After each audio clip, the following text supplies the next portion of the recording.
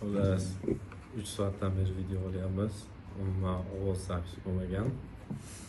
Ana endi qaytadan olish kerak sizlar uchun. Assalomu alaykum qadrdonlar. Ushbu loyihamiz salkam 2 sotixga joylashgan bo'lib, bu loyihamizni hozir sizlarga boshidan oxirigacha detalli qanaqa ketma-ketlikda tayyorlangani haqida ma'lumot berib o'tishga harakat qilamiz. Marhamat. Demak, birinchi navbatda mana shunaqa tapasyomka tayyorlab olinadi.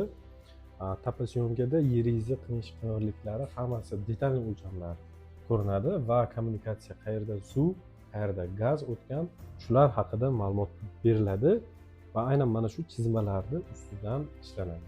Undan keyin umuman yer izi joylashuvini yaxshilab ko'rib chiqamiz. Qayerda lokat, ya'ni qaysi tomonda qibla, qaysi tomonda quyosh chiqib, qaysi tomonga botadi va qo'shnilarni joylashuvlari, yo'llarni joylashuvlarini kuzatib chiqib, ana undan keyin eskiz chizish boshlanadi. Ko'rib turganinglardek, aynan mana shu ma'lumotlarning hammasi olingandan keyin shunaqa eskizlar tayyorlab chiqiladi.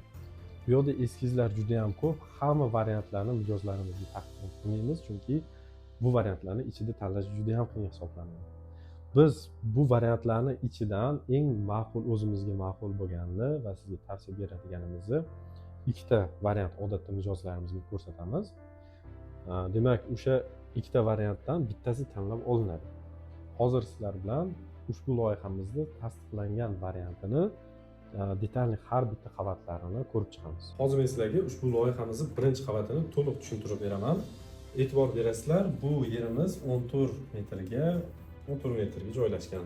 Bu degani salkam 2 sotim. Odatda kichkina yerlarda xonalarni ko'paytirish maqsadida juda ham kichik xonalar beriladi, haddan tashqari kichik xonalar beriladi va bu narsa ertaga qurilgandan keyin sizning ko'zingizga ko'rinadi. Bu loyihamizda e'tibor berasizlar, yer kichkinaligiga qaramasdan biz xonalarimizni razmerini o'sha standartdan kamaytirmasdan berganmiz. Bu yerda ko'rishingiz mumkin, mashina kirish uchun garaj ham bor, zelyoniy zona, hattoki letniy kuxnyalargacha joylashtirib berganmiz. E'tibor berasizlar, ikkita xod berilgan asosiy kirish uchun. Bu yerda garaj va ko'rishingiz mumkin, bu yerda asosiy doimiy foydalanadigan kalitka tashlab ketganmiz. Xo'p, e'tibor berasizlar, qanaqadir tadbir bo'lganda ham, mehmonlar kelganda ham bu yerdan bemalol mehmonlar kirib chiqishi mumkin mehmonxonaga. Harakat qilamiz odatda mehmonxonaga ikkita xod qilishga. Ya'ni uyning ichidan ham kirilishi kerak va ko'chadan ham imkon darajada to'g'ridan-to'g'ri kirilsa juda ham yaxshi bo'ladi. Har xil vaziyat, har xil holatlarda. Endi deylik, kalitkadan kirib keldik. Bizda kirganimizda mana shunaqa katta hol kutib oladi. Bunaqa kichkina razmerdagi uchastkada bunaqa katta hol qoldirish ancha qiyin vaziyat hisoblanadi. Bu yerda shu yechimni topganmiz. Eniga 4.60, bunaqasiga 5,5 metr. Mana zinani ham ploshidan agar hisoblaydigan bo'lsak, demak 8 metrdan ham oshiq maydon bor. Kirganingizda shunaqa kenglikda sizga effektini berib turadi.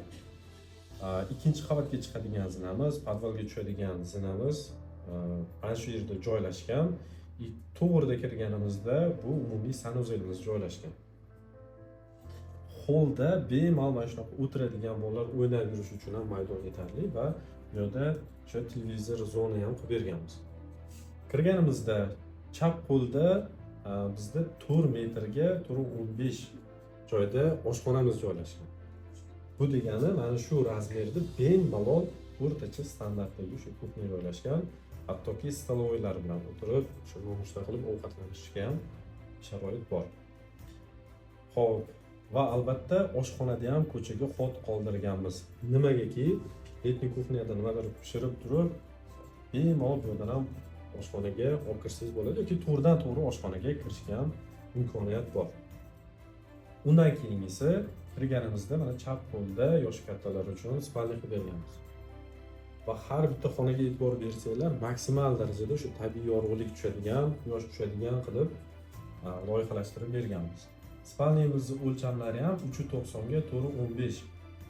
Bu degani bu yerda hamma o'sha shkaf deymizmi, spalni deymizmi, hamma narsa sig'yapti va oynalarimizni ham ko'rishingiz mumkin, bemalol tabiiy yorug'lik tushadigan darajada tashlab ketganmiz. Va kirganimizda mana ko'rsatib o'tdim, mehmonxonamiz ham joylashgan. mehmonxonaga o'sha ikkita tomondan xot bor. Keyingisi hovliga qaytadigan bo'lsak, kirganingizda o'ng qo'lda mana shunaqa zelyoniy zona tashlab ketganmiz. Maksimal darajada zelyoniy zona, yashillikni ko'paytirishga o'zi odatda harakat qilamiz.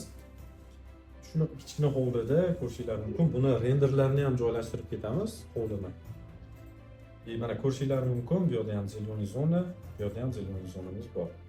Va 2,5 metr joyga letniy kuxnyaga joy topib berganmiz, shunaqa kichkina joyda. Juda ham chiroyli tushgan. Mana burchakda albatta hovli uchun bitta sanuzel tashlab ketilgan. Yaxshi. Buni ham sig'dirib ketganmiz. 1,20 ga 2 metr. Va hovlida ko'p muammo bo'ladigan narsalardan bittasi bu podvalga tushadigan zina hisoblanadi. Ko'rishingiz mumkin, hovlimizni mana shu bitta burchagiga shunaqa joylashtirib ketganmizki, ko'z tushmaydi, panaroq joyda va qulay joyda joylashgan. Podvalga tushaman deydigan bo'lsangiz, mana shu joydan bemalol aylanib tushishingiz mumkin. Bu yerdagi oshxonamizni ploshitini tagidan podvalga tushib boriladi, aynan mana shu joydan. Ana endi birinchi qavatimizni loyihasini ko'rib, fikringizni izohlarda yozib ketasiz. Ikkinchi qavatga chiqamiz. Aynan mana shu zina orqali hozir sizlarga ikkinchi qavatni ham sharhlab beraman. Xo'p, ikkinchi qavatni ko'rib chiqamiz sizlar bilan.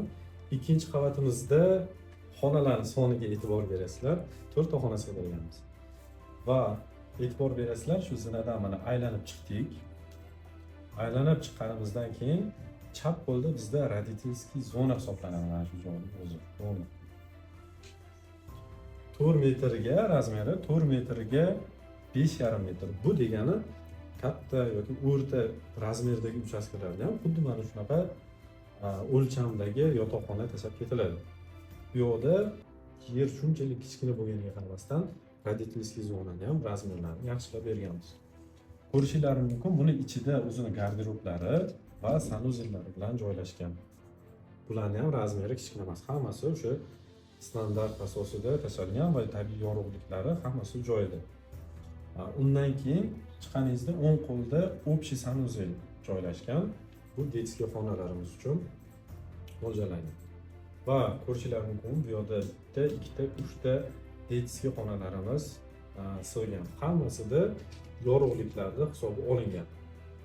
Va o'sha aytib o'tganimizdek, o'lchamlari ham kichik emas. Bu yerda 4,15 ga 4,15, misol uchun 3 metrga 4,5 metr va mana bu joyda 3,9 ga, demak 4,15 razmerdagi xuddi shunaqa xonalarimiz sig'ib ketgan. Va albatta buni ham qo'shimcha qilib aytib o'tishim kerak. Har bitta xonani o'sha kattaligidan, ba'zi funksiyasidan kelib chiqqan holatda proyektlarimizda albatta vechkalarni ham tashlab ketamiz. Xo'p, bu umumiy ikkinchi qavatimizning ko'rinishi. Ana endi sizlarga podvalda nimalar joylashganini aytib o'taman. Xo'p, demak, podvalimizning planirovkasiga yaxshilab e'tibor berasizlar. Bizda birinchi qavatimizning umumiy maydoni aynan mana shu joydan, ya'ni bu yerda mehmonxonamiz joylashgandi.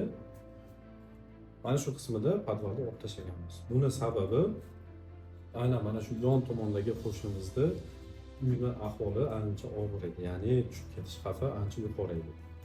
Albatta bunga qo'shni uyi xavfli bo'lib turgan vaziyatda ham yechim berilsa bo'ladi, qanchadir masofa tashlab yoki alohida qo'yib olinsa bo'lardi. Lekin mijozimizning o'zlariga ham ancha qisqaroq podval kerak bo'lgani uchun, ehtiyojimga bemalol yetadi mana shu narsa deyilgani uchun o'zaro maslahatlashib, aynan mana shunaqa demak 70% qismini podval qilib berdik. Bu yerda birinchi qavatdan aylanib tushganimizdan keyin podvalda ham hol berganmiz. Hozirgi vaqtda biz tavsiya beryapmiz, o'sha podvalda ham bemalol o'sha mehmonxona qilib, mehmonlarni kutib olsa bo'ladigan sharoitlar qilinsa bo'ladi. Ya'ni bu yerda hovlidan tushib kelinadigan zinamiz, mana bu yerda endi ko'rishingiz mumkin, bu uyni ichidan ham tushib kelinadi, ya'ni ikkita xot bo'lishi kerak. Va mana bu yerda plyonkalar tashlab ketilgan, razmerlari yetarli. Holga tushsangiz, xuddi birinchi qavatda effektini beradi, bu ham zo'r holatda turadi. Va umumiy o'sha mehmon kutib oladigan joy, hol yoki dam oladigan zona qilsangiz bo'ladi. Bu yerda 4 metrga 4,15 joyga kotelni xona tashlab ketganmiz. Kotelni xonaning ichida kiradigan xonalarimiz bilan demak bu yerga joylashtirib berganmiz. Yorug'liklari bu yerdan bemalol tushib turadi. Hop, undan keyingisi bu yerda bitta sklad tashlab ketganmiz. Va qo'shimchasiga mabodoga mehmonlar kelib qolinadigan bo'lsa, har xil vaziyat, holatlar uchun bu yerda yana bitta yotoqxona tashlab ketganmiz podvalda. Bemalol qilishingiz mumkin bu narsani. Ko'proq uyga mehmon keladiganlar albatta shunaqa sharoit qilib qo'yilsa bo'ladi. Razmerlari 4 metrga 3.90. Hamma o'sha shkaf, mebellarimiz sig'adi. Demak, ko'rishingiz mumkin, aynan mana shunaqa holatda loyihamizni ijozimizga tayyorlab berdik. Bunaqa holatga keltirguncha ancha izlanish, ancha variantlar qilingan bo'ladi. Xo'p, planirovka tayyor bo'lgandan keyin demak ishchi chizmalari to'liq ishlab chiqiladi. Loyihamiz tasdiqlangandan keyin ko'rishingiz mumkin, bu yerda ishchi chizmalari va 3D ko'rinishlari tayyorlanadi. Ishchi chizmamizda mebelirovkalari, kotlovan chizmalari ko'rishingiz mumkin, qanaqa chuqurlikda qaziladi, podushkalar qanaqa qo'yiladi. Xuddi mana shunaqa ora yopmalarni ko'rishingiz mumkin. Qayerda plita, qayerda monolit bo'ladi. Ertaga kanalizatsiya o'tkazayotganda plita teshib o'tirmasligi uchun monolitlar tashab ketiladi kerakli joylarga. Razrezlari, fasad chizmalari qurilish uchun kerak bo'ladigan ma'lumotlar tayyorlab beriladi. Xo'p, bu demak bizning ishchi chizmamiz hisoblanadi. Undan keyin 3D ko'rinishi tayyorlanadi. Hayotda qanaqa quriladigan, qanaqa yasaladigan bo'lsa, xuddi o'shanaqa holatda biz buni 3D'sini dasturda yasab chiqamiz. Uyingizni har tomondan o'sha ko'rinishni o'z joyida yasab, yarashgan joyini qoldirib, yarashmagan joylarni o'zgartirib, demak, fasad dizaynlarini tayyorlab chiqamiz. Fasad dizayni tayyor bo'lgandan keyin, mana shunaqa holatda 3D'sini yasab bo'lganimizdan keyin, demak, uni renderlari tayyorlanadi. Ya'ni bitgandan keyin qanaqa holatda ko'rinadigan bo'lsa, xuddi shunaqa holatga keltirib beriladi. Bu yerda umumiy ko'rinishlarni ko'rishingiz mumkin. Mana shunaqa holatda juda ham chiroyli chiqqan. Kichkina bo'lishiga qaramasdan, mana shunaqa hovli tashab ketganmiz. Yashil zonalari hammasi juda ham chiroyli holatda sig'gan. Va undan tashqari ko'rishingiz mumkin, umumiy ko'rinishlari, mana tepadan ko'rinishlari, bino qayerga, qanaqa holatda joylashganini bemalol tasavvur qila olasiz. Xo'p, ishchi chizmalari, 3D ko'rinishlari tayyor bo'lgandan keyin qurilishga ruxsatnoma olish uchun yuboriladi. Xo'p, qurilishga ruxsatnoma olish masalasi hozirda ba'zi yangi qarorlar chiqdi. Ya'ni umumiy binoning balandligi 12 metrdan oshib ketishi kerak emas va qurilish maydoni kvadrati 500 kvadratdan oshib ketishi kerak emas. Yangi qaror o'zgargani, bu podvallar oldin o'sha qurilish maydoni kvadratiga hisoblanmasdi. Hozirgi vaqtda agar podvalingiz balandligi poldan patolog 220 dan baland bo'ladigan bo'lsa, o'sha 500 kvadratga qo'shilib ketadigan bo'ladi. Agar 220 dan past bo'ladigan bo'lsa, faqatgina birinchi qavat bilan ikkinchi qavatning kvadrati hisoblanadi. Demak, aynan mana shunaqa me'yoriy qoidalardan hammasi o'tgandan keyin, ya'ni aynan mana shu joyda aytib o'tishimiz kerak. Qurilishga ruxsatnoma olayotganda qo'shnilardan rozilik xati olib berishingiz kerak. Bu eng muhim joylardan bittasi hisoblanadi. Hozirgi vaqtda bizni ko'p qiynaydigan masalalardan bittasi hisoblanadi. Loyiha to'liq mana shunaqa ishchi chizma, 3D ko'rinishlar tayyorlanadi. Qo'shnilardan rozilik xati olib berasiz. Kadastr va pasport orqali ruxsatnomaga yuboriladi. Va aynan mana shu qonun qoida standartlardan chiqib ketmagan holatda hammasi joyida bo'lsa, demak siz ruxsatnoma olishingiz mumkin bo'ladi. Qurilishga ruxsatnoma oldingiz, ana undan keyin demak qurilishni bemalol boshlasangiz bo'ladi. Ushbu video siz uchun foydali bo'lgan bo'lsa, o'zga kerakli ma'lumot olgan bo'lsangiz, biz bundan juda ham xursandmiz. Va bu loyihamiz haqida o'zingiz fikringizni albatta izohlarda qoldirishingizni kutib qolamiz va biz bundan xursand bo'lamiz. Keyingi videolarda ko'rishguncha xayr. Mabodo savollar bo'lsa yozib ketsanglar, keyingi videoda ularga ham javob berishga harakat qilamiz. Hammaga rahmat.